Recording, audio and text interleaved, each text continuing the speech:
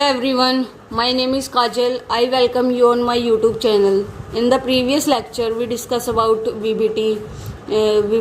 Take some examples and limitations of VBT.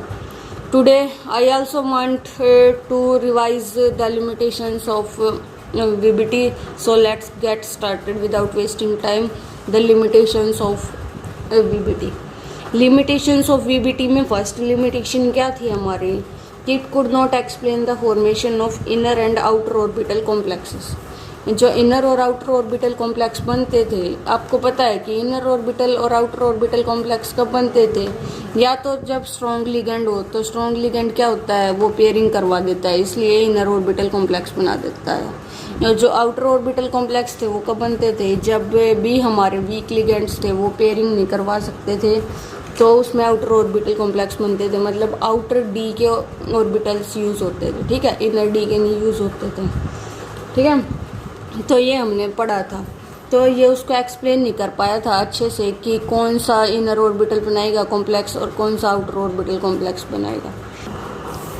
जो inner orbital complexes थे वो कैसे थे? जैसे इनर ऑर्बिटल, एक दोबारा बता रहे हैं, इनर ऑर्बिटल कॉम्प्लेक्स कैसे बनते थे? जैसे जब हमारा मैंने कोई भी एग्जांपल ले लिया, K4FeCN6, ये मैंने एग्जांपल ले लिया, ठीक है। अगर मैंने ये एग्जांपल लिया है, इसमें इनर बनेगा या आउटर, ये हमें बताना है, तो कैसे बताओगे? जैसे मैंने Fe देखा, Fe की इसमें इलेक्ट्रॉनिक ऑक्सीडेशन नंबर क्या है? +2 पॉजिटिव। और Fe में कितनी, अगर हमें इसकी इलेक्ट्रॉनिक कॉन्फ़िगरेशन करते हैं तो क्या होती है? तो होती है 1s2 2s2 2p6 3s2 3p6। और Fe में इलेक्ट्रॉन्स कितने होते हैं? इसमें कितने इलेक्ट्रॉन होते हैं Fe में? Fe का एटॉमिक नंबर 26 होता है, ठीक है। तो उसके अकॉर्डिंग फिलिंग करेंगे, तो 1s2 2s2 2p6 3s2 3p6 4s2 3d में कितने जाएंगे? 6, ठीक है, 3d में 6 जाएंगे। तो ये हमारा जो d ऑर्बिटल है, हम इसके बारे में देखेंगे, 4s2 और 3d 6। इसमें अगर हमारे ऊपर +2 पॉजिटिव चार्ज है, तो +2 पॉजिटिव चार्ज को ओवरकम करने के लिए क्या हो जाएगा? 2 इलेक्ट्रॉन्स निकल जाएंगे, 4s में से निकाल लेंगे, और 3d हमारा क्या रहेगा? 6, ठीक है। तो 4s के जो हमारे हैं वो बिल्कुल खाली हो जाएंगे, और यहाँ पे क्या जाएंगे? 3d 6, ठीक है। ये हमारे कंप्लीट हो गए, ये हमारे 5 हो गए और ये 6, तो 3d में 6 आ गए और 4s के ये कंप्लीट हो गए। इसके बाद क्या करना है? अब हमें ये देखना है कि इनर ऑर्बिटल कॉम्प्लेक्स बना रहा है या आउटर ऑर्बिटल कॉम्प्लेक्स बना रहा है। तो वो कैसे देखोगे? अब ये देखो, इसमें तो कोई स्पेस है नहीं, और जो Cn है वो एक स्ट्रॉन्ग लिगेंड है या वीक लिगेंड, जो हमने पीछे भी पढ़ा था। Cn एक स्ट्रॉन्ग लिगेंड है, वो क्या करवा देगा? पेयरिंग अप करवा देगा। तो ये जो इलेक्ट्रॉन्स है ये पेयरिंग अप कर लेंगे, तो यहाँ पे 2 ऑर्बिटल खाली हो जाएंगे। जैसे ये हो जाएंगे, इसमें हो जाएगा एक पेयरिंग अप, इसका हो गया, तो एक इसमें आ गया। तो पेयरिंग अप करने के बाद ये 2 ऑर्बिटल खाली हो गई, ये 4s का खाली, ये 4p का खाली, और ये 4d का खाली। तो 4d की तो हमें ज़रूरत है नहीं, इसमें हमने इनर ऑर्बिटल्स का यूज़ किया। अगर हम आउटर ऑर्बिटल्स का यूज़ करते तो ये आउटर ऑर्बिटल कॉम्प्लेक्स होता, पर इसमें हमने इनर ऑर्बिटल्स का यूज़ करा। 6, अब हम देखते हैं, जैसे 6 इलेक्ट्रॉन्स फिल करने Cn के, क्योंकि इसका कोऑर्डिनेशन नंबर 6 है। तो 1 2 3 4 5 6, तो ये ऑर्बिटल्स यूज़ करेंगे, और इसकी हाइब्रिडाइजेशन क्या होगी? d2sp कितना हो जाएगा? 3। तो ये हमारा इनर ऑर्बिटल कॉम्प्लेक्स। अगर हम बाहर का ऑर्बिटल कॉम्प्लेक्स बनाना चाहेंगे तो उसका क्या आएगा? जैसे sp3d2, ठीक है। ये हमारे इस टाइप के आउटर ऑर्बिटल कॉम्प्लेक्स है, मैंने दोबारा समझाया एक बार, ठीक है। और ये पता है कि इसकी ज्योमेट्री क्या हो गया? sp3d2, इसमें 6 है, तो 6 की क्या होती है? हमेशा ऑक्टाहेड्रल ज्योमेट्री होती है। कैसे? जैसे ये मेटल हो गया 1 2 3, ये हो गए 6 ऑर्बिटल, ये लिगेंड हो गए। तो इसकी ज्योमेट्री कैसी होगी? इसकी ज्योमेट्री कैसी होगी? ऑक्टाहेड्रल ज्योमेट्री होगी। अगर 4 हों, जैसे ज्योमेट्री में कुछ इस टाइप है कि अगर sp है तो लीनियर ज्योमेट्री होती है, sp2 हाइब्रिडाइजेशन है तो ट्राइगोनल प्लानर होती है, और sp3 है तो टेट्राहेड्रल ज्योमेट्री होती है, और dsp2 है तो स्क्वायर प्लानर होती है, sp3d होती है तब भी ट्राइगोनल बाइपिरामिडल होती है। ये शेप्स आप पता ही होंगी, ठीक है।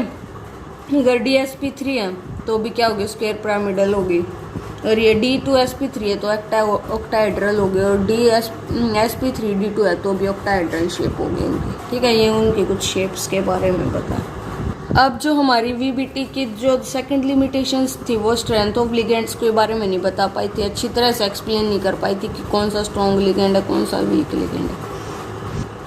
जो हमने एग्जाम्पल अब पीछे लिया था, जैसे CN है, CN को तो हम बता देते हैं सिंपल सीरीज देख के कि CN एक स्ट्रॉन्ग लिगेंड है। पर अगर हम और के बारे में बात करते हैं कि जैसे Fe नेगेटिव है, वो कुछ केसेस में मैंने VBT में भी बताया था कि कुछ केसेस में Fe है वो स्ट्रॉन्ग लिगेंड्स की तरह काम करता है, जिसमें एक इलेक्ट्रॉनिक कॉन्फ़िगरेशन में जैसे हम 5d और 4d ऑर्बिटल्स यूज़ करते हैं तो वैसे स्ट्रॉन्ग लिगेंड की काम करता है, वैसे वो वीक लिगेंड है। तो लिगेंड्स के वो एक्सप्लेन नहीं कर पाई नेचर को कि वो स्ट्रॉन्ग है या वीक है, तो इसमें कन्फ्यूज़न थी। थर्ड पॉइंट क्या है कि कलर ऑफ कॉम्प्लेक्सेस को एक्सप्लेन नहीं कर पाई कि VBT के जो कंपाउंड्स है वो कलर्ड कैसे हैं, ठीक है, वो कलर्ड कैसे हो, कलर दे कैसे रही है। तो ये हमारी मेन लिमिटेशंस थी VBT की। इन ही लिमिटेशंस को ओवरकम करने के लिए अब हमारी जो नई थ्योरी है वो क्या नाम है उसका, क्रिस्टल फील्ड थ्योरी, जो हम अब पढ़ेंगे। Crystal field theory, crystal field theory क्या है हमारा, क्रिस्टल फील्ड थ्योरी डिस्क्राइब क्या करती है, क्या बताती है, वो बताती है कि हम जब 5d ऑर्बिटल्स का है डीजेनरेट होना, डीजेनरेट मतलब टूटना, 5d ऑर्बिटल्स का डीजेनरेट होना ही क्रिस्टल फील्ड थ्योरी बताती है हमें। उसको हम क्या कहते हैं, क्रिस्टल फील्ड स्प्लिटिंग कहते हैं, ठीक है। 5d ऑर्बिटल्स का 2 सेट ऑफ ऑर्बिटल्स में टूटना, व्हेन लिगेंड अप्रोच देम, या अनायन कह सकते हैं, जब भी कोई अनायन या लिगेंड अप्रोच करता है 5d ऑर्बिटल्स को तो उनकी स्प्लिटिंग हो जाती है। इसी को हम क्रिस्टल फील्ड थ्योरी कहते हैं और क्रिस्टल फील्ड स्प्लिटिंग भी कहते हैं, ठीक है। ये हमारा कुछ क्रिस्टल फील्ड थ्योरी के बारे में। अगर हम अब उसके पोस्टुलेट्स देखते हैं तो हमारे पोस्टुलेट कुछ इस टाइप है कि जो हमारा पहला पॉइंट है कि जो लिगेंड्स है और सेंट्रल मेटल एटम है वो दोनों पॉइंट चार्ज होते हैं। क्या होते हैं, लिगेंड्स और सेंट्रल मेटल एटम दोनों पॉइंट चार्ज मानते हैं उनको। उनके बीच में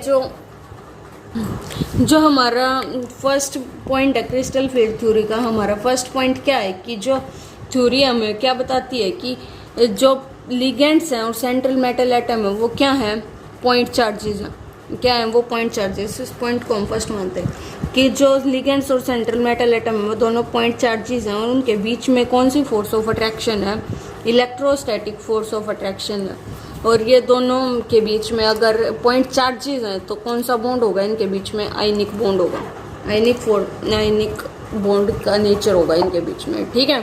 तो ये हमारे दो पोस्टुलेट्स इकट्ठे एक ही में कवर हो गए कि उन दोनों को हम पॉइंट चार्जेस मानते हैं। पॉइंट चार्जेस है तो आयनिक बॉन्ड बनाते हैं, अगर आयनिक बॉन्ड है तो इलेक्ट्रोस्टैटिक फोर्स ऑफ अट्रैक्शन इनके बीच में होगी।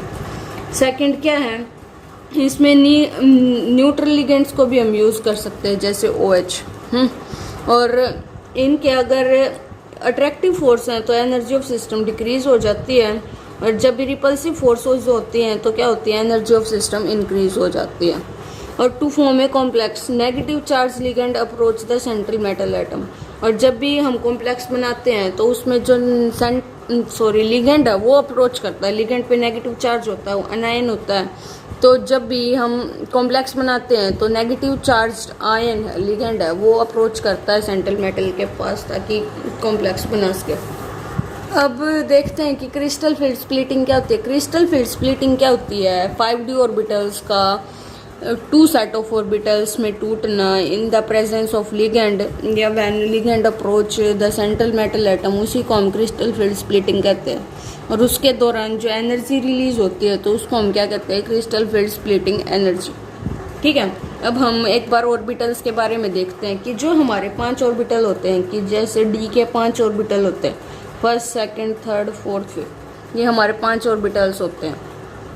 इनको हम क्या नाम देते हैं, फर्स्ट को हम नाम देते हैं DXY, जो सेकंड है DYZ, थर्ड क्या कहते हैं DZX, फोर्थ को DX² - Y², फोर्थ को क्या कहते हैं, डी जेड स्क्वायर, फिफ्थ को क्या कहते हैं, डी जेड स्क्वायर। ये हमारे 5 ऑर्बिटल्स होते हैं डी के। इनको हम कैसे रिप्रेजेंट करते हैं, वैसे आपने पी के ऑर्बिटल्स को तो पढ़ लिया होगा। जो हमारा आज का टॉपिक है वो डी ऑर्बिटल्स के बारे में। तो हमने पी के ऑर्बिटल्स पढ़ रखे हैं कि पी के 3 ऑर्बिटल्स होते हैं, एस का 1 ऑर्बिटल होता है। उनकी रिप्रेजेंटेशन भी देख रखी है कि जो एस के ऑर्बिटल हैं उनको सर्कल से रिप्रेजेंट करते हैं, और जो पी के ऑर्बिटल्स हैं उनको हम लोब से ऐसे ही रिप्रेजेंट करते हैं। और 3 ऑर्बिटल्स होते हैं पी के, जैसे d x y, y z, z x, ये 3 ही होते हैं। और जो ये हमारे पी के 3 होते हैं, d x y, d y z, d z x. पर आज हमारा जो टॉपिक है वो किससे रिलेटेड है, डी ऑर्बिटल से। डी के 5 ऑर्बिटल्स होते हैं और उनकी अब हम रिप्रेजेंटेशन देखते हैं और फिर उसके बारे आगे पढ़ेंगे उसके बाद। तो हमारा जो फर्स्ट क्या है कि हमारा जो ऑर्बिटल फर्स्ट है वो है डी एक्स वाई। तो डी एक्स वाई को हम कैसे रिप्रेजेंट करते हैं, जैसे एक्स और वाई एक्सिस के बीच में लोब आती है इसकी। कैसे आती है, एक्स और वाई एक्सिस के बीच में लोब। जैसे डी एक्स वाई है ना, तो एक तो एक्स एक्सिस हो गया, एक वाई एक्सिस, उनके बीच में लोब आती है, एक्सिस के बीच में, ठीक है, बिटवीन द एक्सिस। और उसमें d y z, d y axis और जेड एक्सिस, इनके बीच में लोब आती है, वाई और जेड एक्सिस के बीच में। उसमें भी जेड एक्स में भी ऐसे ही लोब क्या आती हैं, बीच में आते हैं, एक्स और जेड एक्सिस। इन तीनों ऑर्बिटल्स को हम T2G ऑर्बिटल्स कहते हैं, ठीक है। ट्रिपली डीजनरेटेड ऑर्बिटल्स को हम क्या कहते हैं, T2G।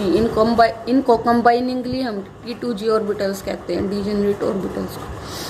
सो इसका जो कंक्लूजन है क्या है कि जो लोब्स होती हैं जिनकी बीच में लाई करती हैं एक्सिस के, in those orbitals whose lobes lies in between the axis, उनको हम क्या कहते हैं, T2G ऑर्बिटल्स कहते हैं। इन ट्रिपली जो डीजनरेटेड ऑर्बिटल्स हैं जिनकी लोब एक्सिस के इंटरमीडिएट होती हैं, मतलब बीच में होती है, तो उनको हम क्या कहते हैं, T2G ऑर्बिटल्स, ठीक है।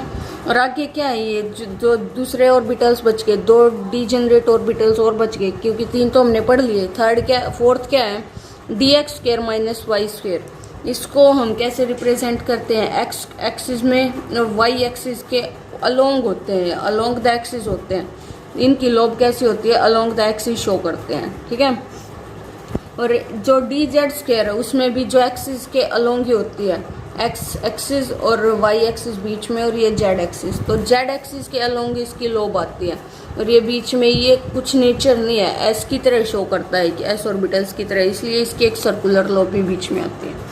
तो ये हमारे 5 ऑर्बिटल्स हैं जो हमने पढ़े हैं। और इसको हम क्या कहते हैं, इन दोनों ऑर्बिटल्स को कंबाइनली हम क्या कहते हैं, कंबाइनिंगली इन ऑर्बिटल्स को हम कहते हैं ईजी ऑर्बिटल्स, ठीक है। जिनकी लोब्स कहाँ पे लाई करती हैं, अलोंग द एक्सिस लाई करती हैं, उन ऑर्बिटल्स को हम क्या कहते हैं, ईजी ऑर्बिटल्स। तो इनको याद रखना, 2 ऑर्बिटल्स को ईजी ऑर्बिटल्स कहते हैं, और जो 3 ऑर्बिटल्स हैं इनको हम T2G ऑर्बिटल्स कहते हैं, जो हमारे आगे बहुत काम आएंगे, ठीक है।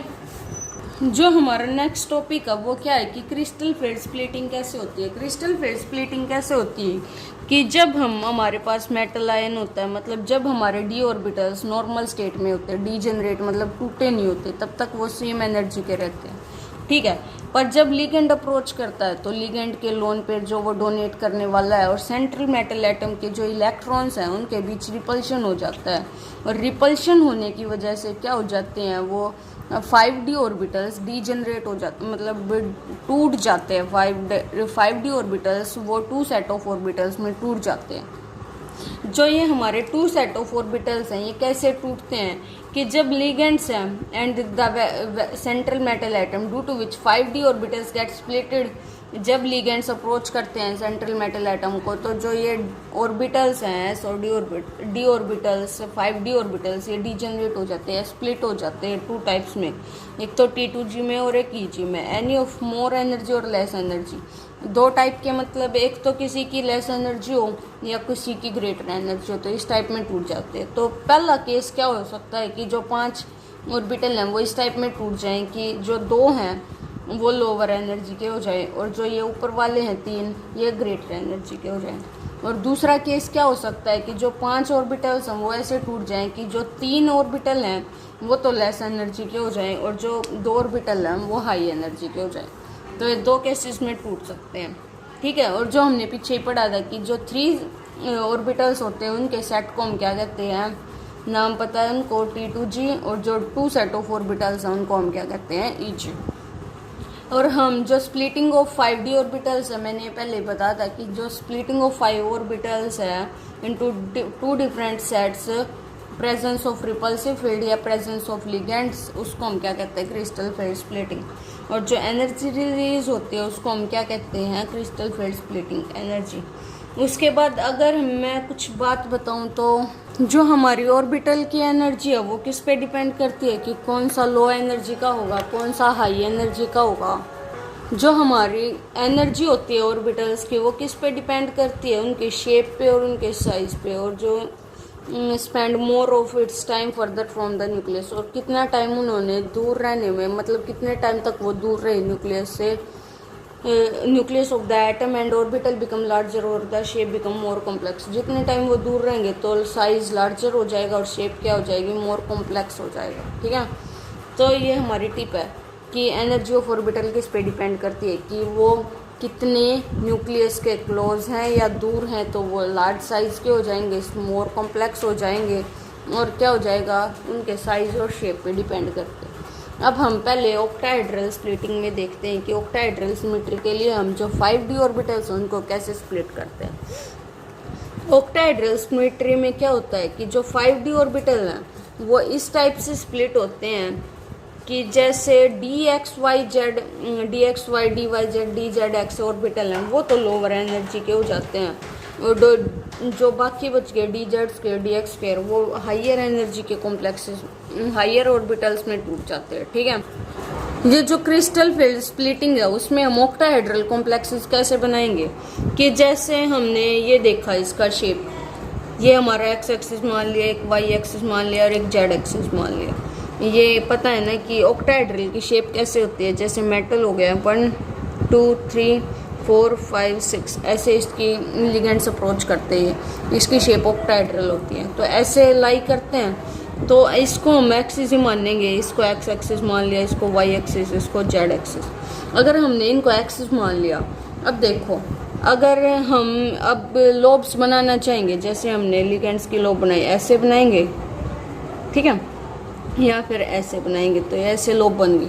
अब ये लोब बन गई तो ये दिख रहा है ना कि हमें अलोंग द एक्सिस इनकी लोब लाई कर रहे हैं।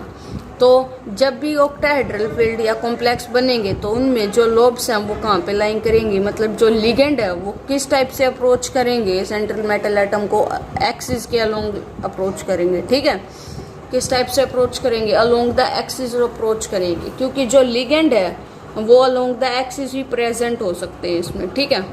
तो एक्सिस वाले जो लिगेंड है, अब मतलब ये अलोंग द एक्सिस अब सेंट्रल मेटल एटम को अगर अप्रोच करेंगे तो रिपल्शन किसके केस में ज़्यादा होगा, कि हमने अब ऑर्बिटल पढ़े थे कि जो वो DX square minus y square थे और DZ स्क्वायर ऑर्बिटल थे, उसमें जो हमारे ऑर्बिटल्स के लोब थे, जो DX square minus y square orbital था उसकी जो लोब्स है और एक DZ स्क्वायर के जो लोब है वो लोब्स कहाँ पे लाई कर रही थी, अलोंग द एक्सिस। तो उनके बीच में क्या होगा, ज़्यादा रिपल्शन होगा, और रिपल्शन के कारण क्या हो जाएगा, क्योंकि ये भी एक्सिस में प्रेजेंट है, अलोंग द एक्सिस प्रेजेंट है, और ये ऐसे ही एक्सिस में अगर ये अप्रोच करेंगे सेंट्रल मेटल एटम को तो उनके बीच में ग्रेटर रिपल्शन हो जाएगा, ज़्यादा रिपल्शन हो जाएगा। रिपल्शन होने के कारण क्या हो जाएगा, तो जो ये 2 सेट्स है जो मैंने बताई है अभी कौन से हैं, वो DX square minus y square और ये कौन सा है DZ स्क्वायर, इनकी जो एनर्जी है वो ज़्यादा हो जाएगी, और जो नीचे हैं T2G उनके लोब्स हैं वो कहाँ पे लाई करते हैं, इंटरमीडिएट मतलब बीच में लाई करते हैं, तो उनकी जो एनर्जी है वो कम हो जाएगी, क्योंकि एक्सिस में ही ये लिगेंड अप्रोच करेंगे। अगर एक्सिस में अप्रोच करेंगे तो वो तो बीच में लाई कर रहे हैं एक्सिस पर, जो इनके जो ऑर्बिटल हैं वो कहाँ पे लाई कर रहे हैं, वो अलोंग द एक्सिस नहीं है, बीच में है। तो बीच में होने के कारण उनके जो इलेक्ट्रॉन्स के बीच में रिपल्शन नहीं हो पाएगा, ठीक है। लोन पेयर इलेक्ट्रॉन्स और सेंट्रल मेटल एटम के जो इलेक्ट्रॉन्स हैं उनके बीच में रिपल्शन नहीं हो पाएगा। तो इसके लिए ये हमें इस सेट में टूट जाएगा ऑक्टाहेड्रल स्प्लिटिंग में। तो जो इनकी एनर्जी है वो कैसी होगी, इसको हम कैसे, ये डेल ओ का मतलब क्या, ऑक्टाहेड्रल एनर्जी।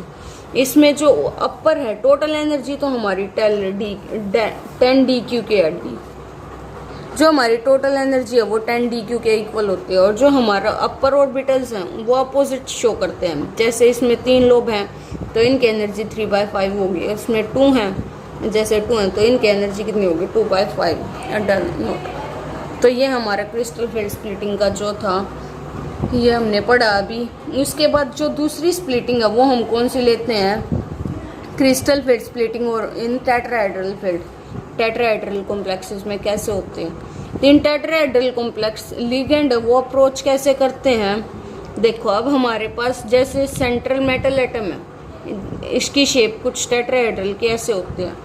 अब देखो अगर हम इसी किसी को अब जैसे एक्सिस हम रिप्रेजेंट करना चाहते तो इसके एक्सिस हम कैसे रिप्रेजेंट करेंगे, एक्स एक्सिस, ठीक है, वाई एक्सिस, इसको मैं लिख देती हूँ एक्स एक्सिस। जब हम इसको एक्सिस में रिप्रेजेंट करते हैं तो ये तो एक्स एक्सिस हो गया, ये वाई एक्सिस हो गया। और जेड एक्सिस को कैसे रिप्रेजेंट करेंगे, इसके अलोंग ये हो गया जेड एक्सिस। तो ये हमारे 3 एक्सिस हो गए, ये क्या होंगे, हमारे लिगेंड हो गए, ठीक है। तो लिगेंड्स पे इलेक्ट्रॉन देंगे,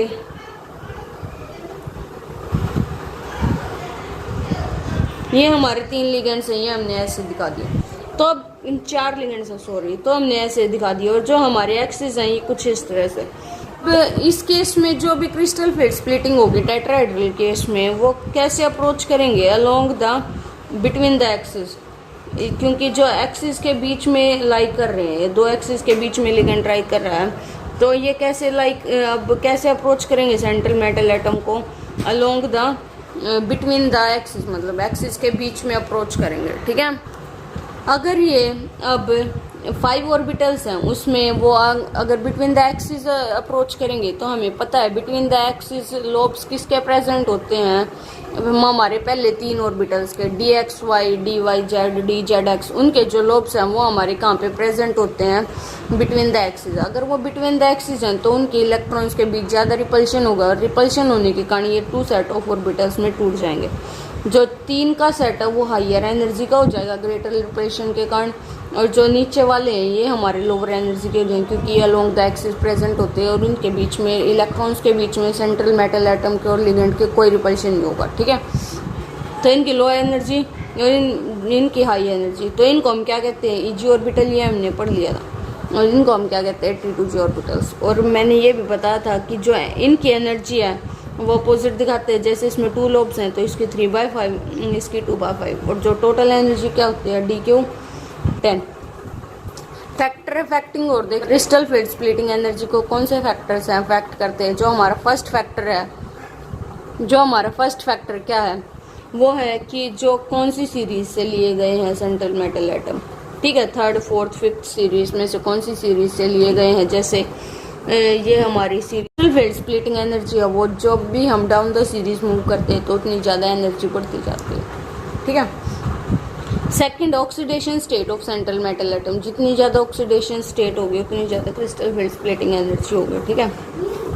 जैसे नेचर ऑफ लिगेंड्स पे डिपेंड करते हैं कि स्ट्रॉन्ग फील्ड लिगेंड्स है या वीक फील्ड है। जितने ज़्यादा स्ट्रॉन्ग फील्ड लिगेंड होंगे उतनी ज़्यादा एनर्जी रिलीज होगी, और जितने ज़्यादा वीक फील्ड लिगेंड होंगे उतनी ज़्यादा एनर्जी कम रिलीज होगी। जैसे CO से तो कम ही क्या है, वीक फील्ड लिगेंड, तो CO है वो स्ट्रॉन्ग फील्ड है ज़्यादा, इसके कंपैरिजन में ही कम। वैसे CN भी स्ट्रॉन्ग फील्ड लिगेंड, तो इसमें CN है, तो CN होने के कारण इसकी जो एनर्जी है वो क्या होगी, कम, और CO है इसमें, इसलिए इसकी एनर्जी क्या होगी, ज़्यादा। और जो नेचर ऑफ कॉम्प्लेक्स पे डिपेंड करती है कि कॉम्प्लेक्सेस कैसे, ऑक्टाहेड्रल कॉम्प्लेक्स है तो ज़्यादा रिपल्शन होगी और ज़्यादा एनर्जी रिलीज होगी। इसमें कम लिगेंड्स हैं तो कम रिपल्शन होगी, तो कम crystal field splitting energy release होगी, ठीक है। जो हमारा लास्ट पॉइंट है, रिलेशन बिटवीन टेट्राहेड्रल में हमने पढ़ा था कि टेट्राहेड्रल के दौरान जो एनर्जी रिलीज होती है और जो ऑक्टाहेड्रल के दौरान जो एनर्जी रिलीज होती है तो उनमें रिलेशन क्या होता है, tetrahedral is equal to 4/9 of octahedral, ठीक है, एनर्जी जितनी होती है। तो this is the end of the lecture. I hope you understand this.